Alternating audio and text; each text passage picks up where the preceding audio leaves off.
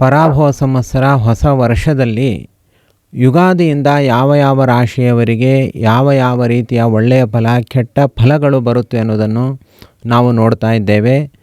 ಮಿಥುನ ರಾಶಿಯವರಿಗೆ ಹೇಗೆ ಇದೆ ಮುಂದಿನ ವರ್ಷ?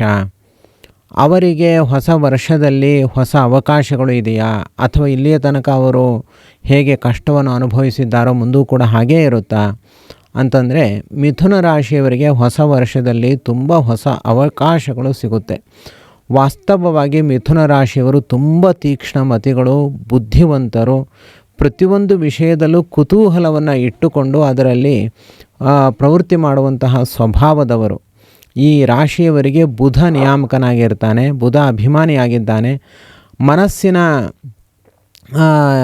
ಅಭಿಮಾನಿ ಬುಧ ಆದ್ದರಿಂದ ಇವರ ಮನಸ್ಸು ತುಂಬ ತೀಕ್ಷ್ಣವಾಗಿರುತ್ತೆ. ಇವರ ಮನಸ್ಸಿನಲ್ಲಿ ಬುಧ ಕುಳಿತು ಕೆಲಸವನ್ನು ಮಾಡ್ತಾನೆ.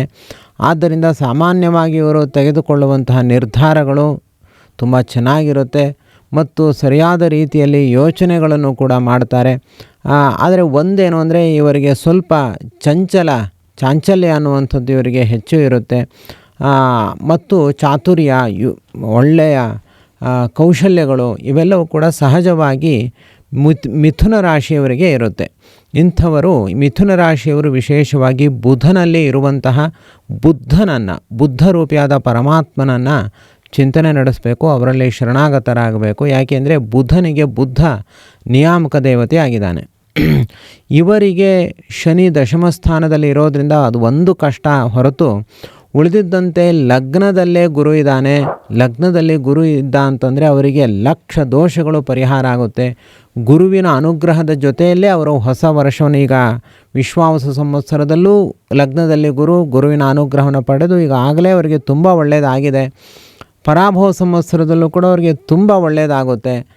ಆಮೇಲೆ ಅವರಿಗೆ ಜೂನ್ 1ನೇ ತಾರೀಕು ಆದಮೇಲೆ ದ್ವಿತೀಯದಲ್ಲಿ ಗುರು ಬರ್ತಾನೆ.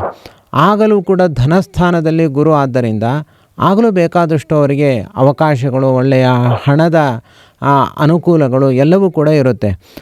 ಆದ್ದರಿಂದ ಇವರಿಗೆ ಇನ್ನು ರಾಹು ಮತ್ತು ಕೇತು 3ರಲ್ಲಿ ಬರ್ತಾನೆ.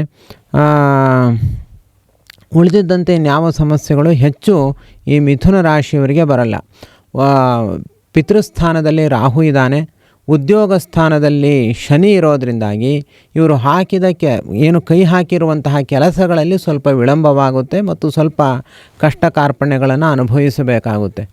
ಉಳಿದಿದ್ದಂತೆ ಗುರು ಅನುಗ್ರಹ ಇರೋದರಿಂದಾಗಿ ಗೋಚಾರದಲ್ಲಿ ಗುರು ರಾಶಿಯಲ್ಲೇ ಇರೋದರಿಂದ ಅವರ ಎಲ್ಲ ಉದ್ದೇಶಗಳು ಕೂಡ ಈಡೇರುತ್ತೆ. ಈ ಸಂದರ್ಭದಲ್ಲಿ ಅವರು ತಮ್ಮ ಕೆಲಸಗಳಲ್ಲಿ ತುಂಬ ಮತ್ತಷ್ಟು ಸಂತೋಷವನ್ನು ಅನುಭವಿಸುವುದಕ್ಕೋಸ್ಕರ ಈಗಾಗಲೇ ಅವರಿಗೆ ತುಂಬ ಒಳ್ಳೆಯದಾಗ್ತಾ ಇದೆ. ಒಳ್ಳೆಯದಾದಾಗ ಮತ್ತಷ್ಟು ನಾವು ದೇವರನ್ನು ಆಶ್ರಯಿಸಿದ್ರೆ, ದೇವರ ಕೆಲಸವನ್ನು ಮಾಡಿದ್ರೆ ಮುಂದೆ ಇನ್ನಷ್ಟು ಒಳ್ಳೆಯದಾಗುತ್ತೆ. ಆದ್ದರಿಂದ ಕೆಟ್ಟದಾದರೆ ಮಾತ್ರ ದೇವರನ್ನು ಆಶ್ರಯಿಸಬೇಕು ಅಂತ ಇಲ್ಲ. ಗ್ರಹ ಪೀಡೆಗಳು ಬಂದಾಗ ಮಾತ್ರ ದೇವರನ್ನು ಆಶ್ರಯಿಸಬೇಕು ಅನ್ನೋದು ಸುಳ್ಳು. ಒಳ್ಳೆಯದಾದಾಗಲೂ ಕೂಡ ದೇವರನ್ನು ಆಶ್ರಯಿಸಬೇಕು. ಅದು ತುಂಬ ಖುಷಿ ಕೊಡುತ್ತೆ, ತುಂಬ ನೆಮ್ಮದಿ, ಶಾಂತಿ ಎಲ್ಲವೂ ಕೂಡ ಇರುತ್ತೆ. ಆದ್ದರಿಂದ ಮಿಥುನ ರಾಶಿಯವರು ವಿಶೇಷವಾಗಿ ಯುಗಾದಿಯಿಂದ 48 ದಿವಸಗಳ ಕಾಲ ಅಖಂಡವಾಗಿ ಶ್ರೀಕರ ನಾರಾಯಣ ದೇವರ ಸೇವೆಯನ್ನು ಆಚರಣೆ ಮಾಡಬೇಕು.